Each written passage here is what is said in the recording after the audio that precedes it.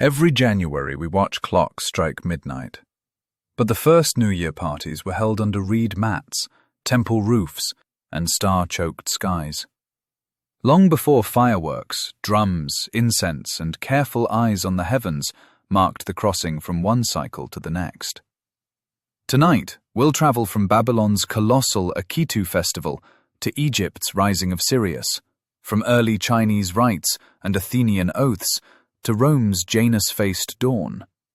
We'll meet Persian firekeepers, Hebrew shofar blowers, Maya day counters, and Celtic bonfire tenders, each with a different answer to the same question. When does a year begin? And why? The story of New Year is a story of power, harvest, hope, and the human urge to set time straight. Settle in. The calendar is about to turn. In Mesopotamia, the year began when barley greened and the sun leaned toward spring. The Babylonians called it Akitu, a 12-day festival centered in Babylon's towering temples. Priests recited the Enuma Elish, retelling how Marduk wrestled chaos into order, while the king entered Esagila to be ritually humbled, tears proving his submission to divine law. Statues of the gods were paraded to a house outside the city, symbolically renewing creation beyond the walls. Akitu wasn't merely a party, it reset society's contract with the cosmos. Planting schedules followed, taxes and titles realigned, and even the calendar itself was adjusted to keep sacred time in step with the sun. In the world's first known supercity, New Year meant reweaving order from the threads of myth. Further west, Egyptians waited for a star. Wepet Renpet, opening of the year, arrived with the heliacal rising of Sirius just before sunrise, heralding the Nile's life-giving flood. When Sirius pierced the dawn, temples stirred. Priests poured libations, musicians shook sistrums, and offerings of bread and beer filled cool courtyards. The calendar included 5 epigomenal days to align ritual with the river's rhythm, a quiet reminder that time bends to water and sky. For Egyptians, New Year renewed Ma'at, cosmic balance. The pharaoh's role, temples' rites, and farmers' hopes braided into one seasonal turning. With fields ready to drink the flood, the year opened not on a number, but on a cosmic appointment, a star's return and the promise of green along the brown ribbon of the Nile. In ancient China, New Year grew from ancestral rites and agricultural timing, later flowering into the spring festival. Before gunpowder, people burned bamboo. The sharp cracks chased away danger, a memory echoed in today's firecrackers and lion dances. Red slip couplets and door guardians appeared to invite luck, while sweeping the home cleared dust, signaling a fresh start. Early courts consulted astronomer officials to anchor months to lunar phases and to insert intercalary months when seasons slipped. Myths crystallized these practices. The beast Nian, frightened by red and sound, encoded communal wisdom into story.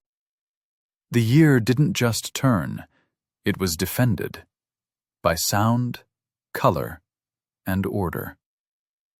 In the hush after winter, villagers stitched family, field, and heaven together with offerings, greetings, and warmed kitchens.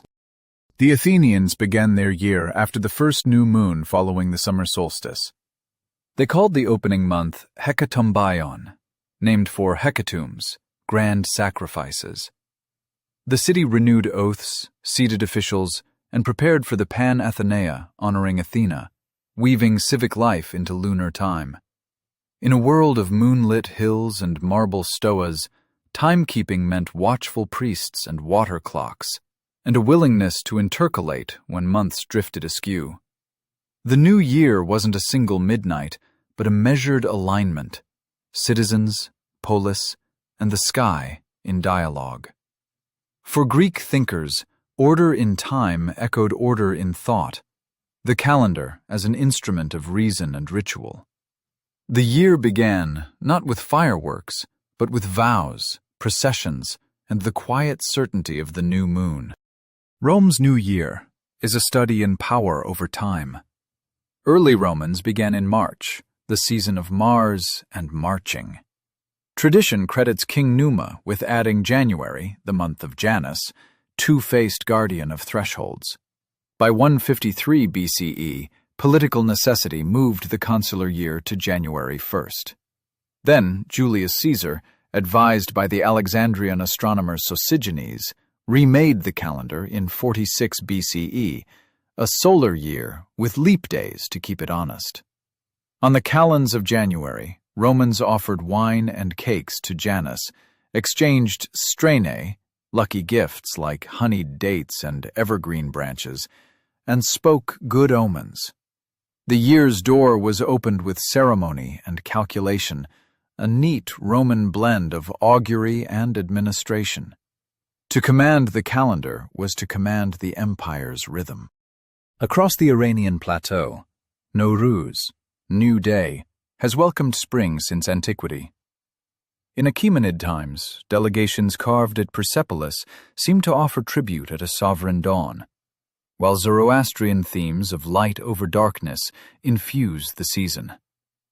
Households cleaned, fires were honored, and green sprouts, symbols of rebirth, appeared on tables, early echoes of customs that later became the Haft scene. At the equinox, day and night strike a truce. For Nowruz, that balance becomes moral as well as seasonal. Renewal is communal. Elders blessed, youth leapt over cleansing flames, and kings staged audience to match cosmic symmetry. The year resets not only the fields, but the soul's timetable, assigning each person a share of spring. With mountain air and bright flames, time feels newly washed. In the Hebrew calendar, the year's turn rings with a horn. Rosh Hashanah, head of the year, arrives in the autumn month of Tishrei, rooted in the biblical day of shofar blowing. Communities gather to hear that raw, ancient note, and to begin the days of awe, a season of reflection and repair. Yet the Torah also names Nisan, springtime of the Exodus, as the first of months, revealing layered beginnings, one civic religious, one festival historical.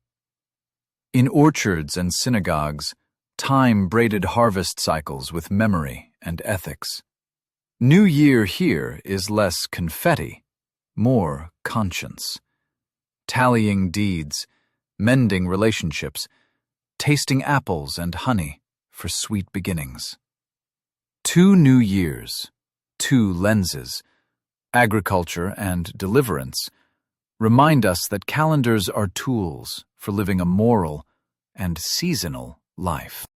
Mesoamerica marked time with stone-precise elegance. The Maya kept a 365-day Hab year with 5 liminal Wayeb days, spiritually risky, set aside for caution, cleaning, and quiet rites. In central Mexico, the Mexica, Aztecs, faced the grandest reset every 52 years at the new fire ceremony. As the Pleiades crossed the zenith, all fires across the basin were extinguished. Priests watched the heavens from a dark hillside. When the sign aligned, a new flame was kindled in a sacrificial chest and carried to relight the empire. Imagine a city of night, then the first glow cresting rooftops, a river of embers spreading house to house. New Year here meant survival and synchronization, a cosmos restarting in collective breath. On the Atlantic fringe, Gaelic Samhain ushered in winter, and, for many later folklorists, the Celtic New Year. Herds came down from summer pastures, accounts were settled, bonfires crowned hilltops. Doorways felt thin, so people carried coals to relight hearths, shared food, and wore disguises to confuse wandering spirits. Whether every ancient community counted it as New Year is debated, but the pattern is clear. When the world dimmed, people reset their social and spiritual ledgers. In the hush between harvest and frost, families marked thresholds, old to new, light to dark. A year could begin at dusk, the way stories do, with fire, fear, and fellowship. The calendar's turn felt like a deep breath drawn before winter's long exhale. Step back, and patterns emerge. Ancient New Years linked people to sky, Sirius and the Pleiades, moons and equinoxes, and to earth, barley tips, flooded fields, winter's door. They also tied citizens to power, kings humbled and enthroned, officials sworn in, taxes and calendars recalibrated. Timekeeping was a technology and a theology, adjusted with intercalary days, water clocks, and priestly calculations to keep meaning aligned with measurement. Across cultures, the year's start carried the same verbs: clean, vow, gift, feast, listen, light, plant. In that choreography, we recognize ourselves. We still crave a reset, still glance up at night, still believe a new page can be turned with a ritual. The ancients didn't just track time, they taught us how to meet it. If this journey shifted how you see the calendar, bring a little Akitu, Wepet Renpet, or Nowruz into your next new year. Clean a corner, light a candle, share something sweet, watch a star. Which ancient tradition resonates with you most, and why? Tell us in the comments. If you enjoyed this, tap like, subscribe for more deep dives into the hidden lives of everyday rituals, and ring the bell so you never miss a chapter of time. Until then, may your thresholds be kind and your seasons generous. The year is turning. Meet it with intention.